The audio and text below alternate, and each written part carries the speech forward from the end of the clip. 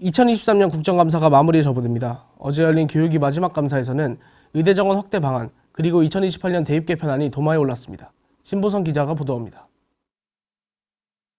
지역 의료와 필수 의료 강화를 위해 의대 정원을 늘리겠다는 정부 발표 이후 찬반 여론이 공존하는 가운데 정부가 구상하는 증원 규모에도 관심이 쏠리고 있습니다.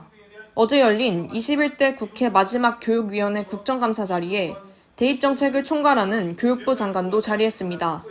증원 규모에 관해 여러 추측이 나온 가운데 이주호 장관은 아직 정해진 바는 없다고 말했습니다. 사회적 논의를 지금 활발하게 해서 의견 수렴을 해야 되는 지금 단계라고 생각을 합니다.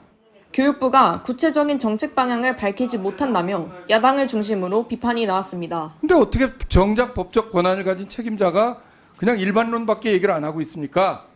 정원 확대 발표 이후 기대감 탓에 의대 열풍이 강화된다는 야당 지적에는 장기적으로 완화될 거라고 생각을 밝혔습니다. 지금은 초등학교부터 의대 준비반이 있는데 이제 유치원반부터 있게 생겼어요. 이게 현장의 이야기예요. 네, 장기적으로는 수급이기 때문에 기본적으로 이제 인력에 대한 선호도는 단기적으로는 좀 혼란이 더 좀 가중될 수도 있기 때문에 이 부분을 굉장히 좀 잘 현장에서는 마련해야 학부모들이 한편 복지부는 사주 내에 수요 조사를 마쳐 증원 규모를 결정하고 대학이 여력이 있다면 오는 2025학년도부터 단계적으로 정원의 반영을 고려한다고 밝혔습니다.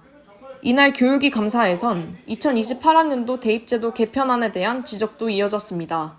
수능에서의 선택 과목 폐지와 같은 시기에 이뤄지는 고교학점제 시행이 엇박자라고 야당 의원이 지적했습니다. 국어, 수학 중심으로 수능 점수 잘 맞을 수 있는 그런 교육과정 짤 수밖에 없습니다. 그럼 고교 학점제 이게 됩니까 안 됩니까? 1학년 지금 수준의 쉬운 과목들입니다. 그래서 저는 그 수능 중심으로 가는 게 아니고 수능과 내신의 균형을 계속 유지하면서 학습 부담을 충분히 줄여주고. 교육위를 비롯한 대부분 상임위의 올해 국감은 오늘로 마무리되고 여가위와 정보위 등 겸임 상임위는 다음 달 초까지 감사를 진행합니다.